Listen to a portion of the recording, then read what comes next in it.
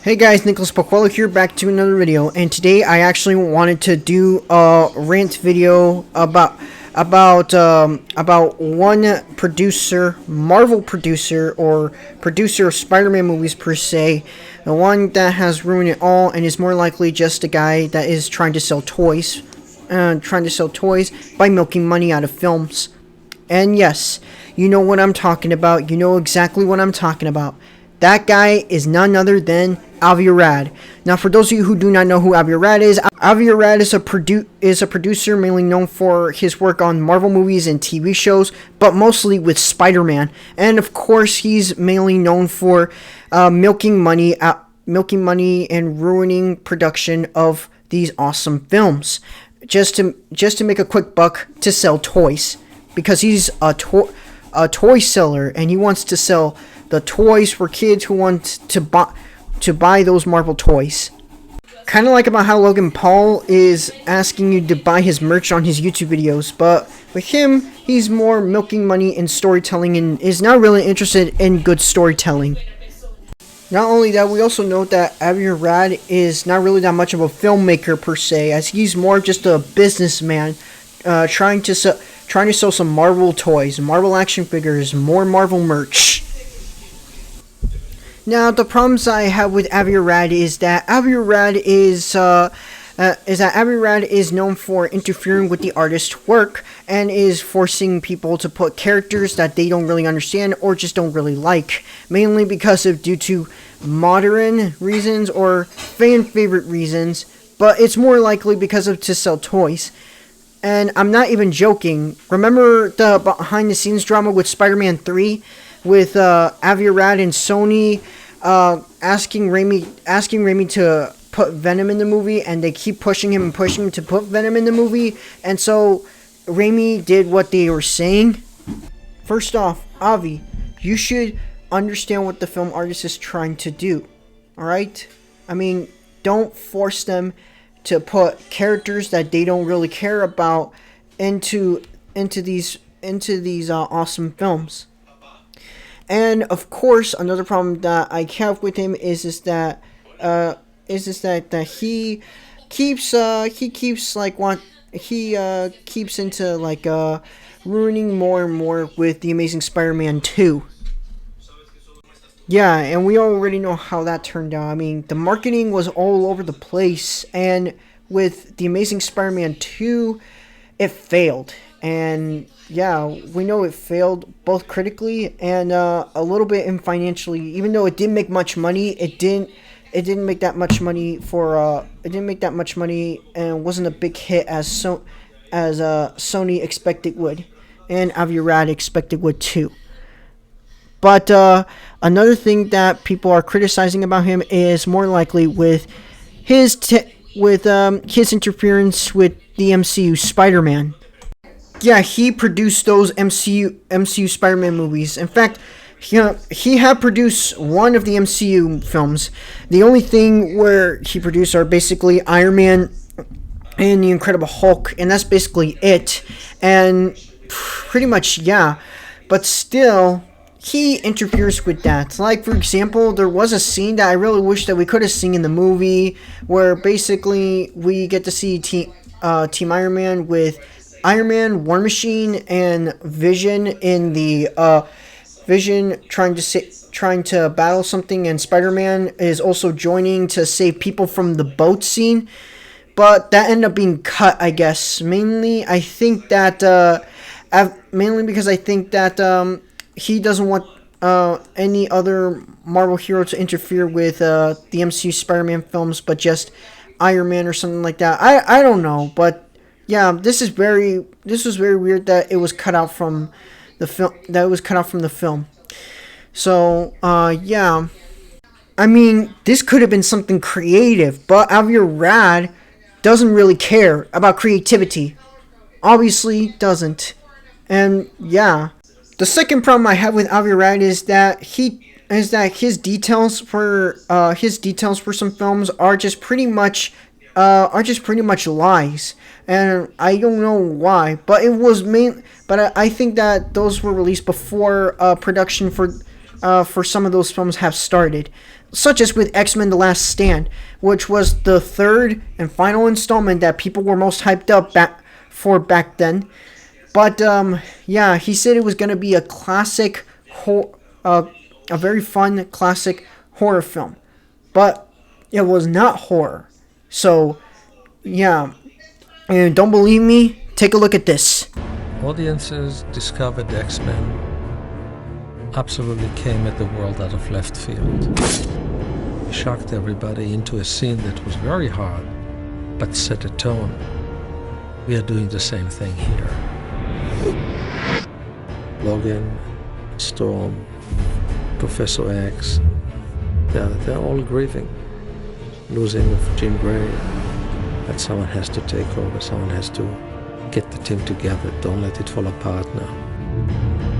Wolverine in this movie is going to find himself having to do the thing he likes the least, be a leader. It's a very big conflict between mutants and humanity. Magneto escalates, as we notice from movie to movie, becoming more dangerous. You're going to see this bridge going across the bay. You're going to see how people can get transportation without having to go to an airport. Story-wise, it's the best idea. It's exciting, it's scary, makes you think. And X-Men better make you think.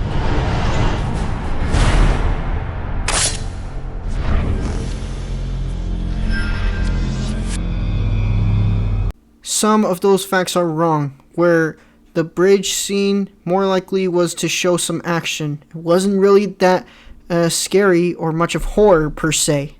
And plus, was Wolverine going to be a leader in this movie? Because I don't think that was the fact about that.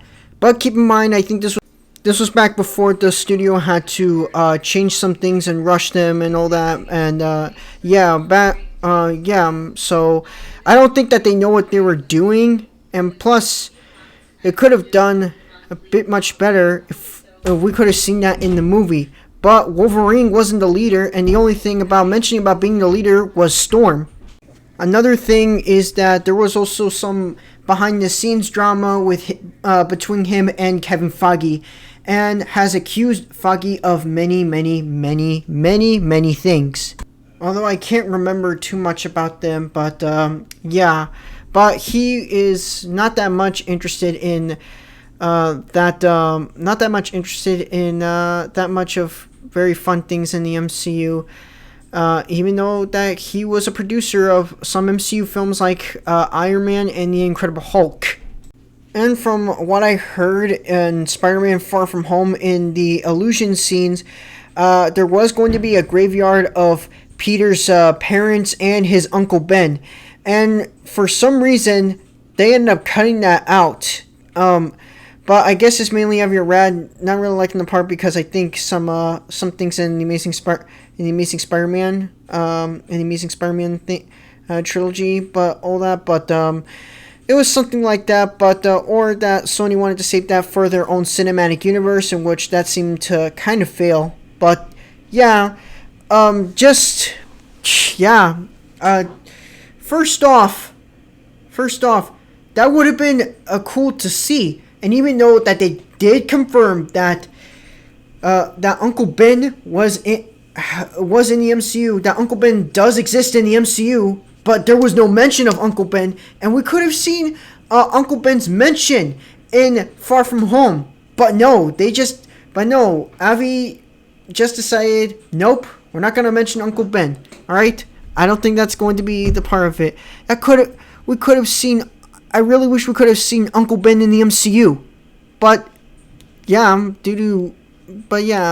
Avi, like always, just interferes with the artists. But it's pretty obvious that Avi Arad doesn't seem to care about the fans' wishes, and is just trying to put fan services on it for fans that either they ask or didn't ask, and either way, if it was executed very poorly, it's more likely just milking it out of money and trying to sell an action figure out of it. In conclusion, Avi Arad is basically one of the worst Marvel producers ever made, and obviously not interested in storytelling, and is only interested in money, making a profit out of it by trying to sell an action figure of that character, out of it, and forcing the directors to put villains that they don't really care about, and that they want to put villains that maybe some people can relate to or something like that, and are trying to make it really good. Yeah, basically, yeah, or either trying to interfere with more of the artists by cutting out some scenes from the film, or basically that could have done much better to make the film more great, like how they did with The Amazing Spider-Man 2, as we already know that The Amazing Spider-Man 2 had a lot of behind the scenes drama going on with the MJ scenes that were cut out from the movie. Not only that, there was also a scene with Peter talking to his father, who actually survived. And they were talking at Gwen's grave. That scene could have done much better to save the movie, but that was cut. That was cut out, I guess. Due to time, or maybe Avi didn't feel like that it fit in there. So yeah. From what I heard that Kevin Feige and Sony and former chairman of Sony, Amy Pascal, had somewhat of an agreement that they are not going to let Avi Arad interfere with the MCU's take on Spider-Man anymore. So yeah, I guess maybe that they're not gonna let Avi Arad produce any MCU Spider-Man movies. And even though he wasn't a producer in Civil War, Infinity War, or Avengers Endgame, he was still a producer in Homecoming and Far From Home. But from what I heard, he's no longer going to be interfering with the MCU Spider-Man.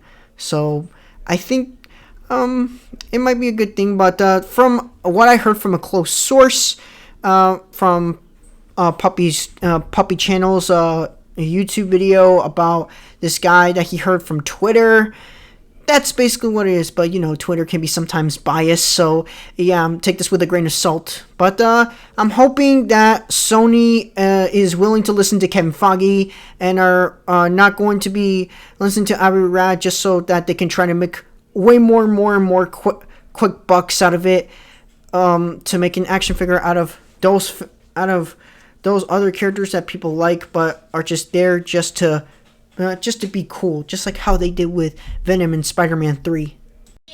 But yeah, I'm hoping that Avi doesn't interfere with the MCU's Spider-Man with Spider-Man No Way Home. I'm hoping he doesn't interfere with any other Spider-Man film anymore. So yeah, but anyways, that's all for the video, guys. What do you guys think of the video? Leave your thoughts in the comments down below, and I will see you in the next video. Peace out. At least some of the toys that he's selling are pretty good. Oh boy, I love Marvel Legends. But yeah, some of the toys that he is selling are pretty good. I mean, Marvel Legends are pretty much fun. They're pretty awesome.